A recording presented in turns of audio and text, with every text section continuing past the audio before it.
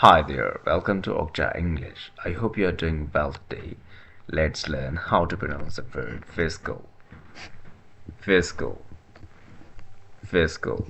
The word fiscal relates to money, government finances, taxes, and public spending. It's often used in economics, politics, and business.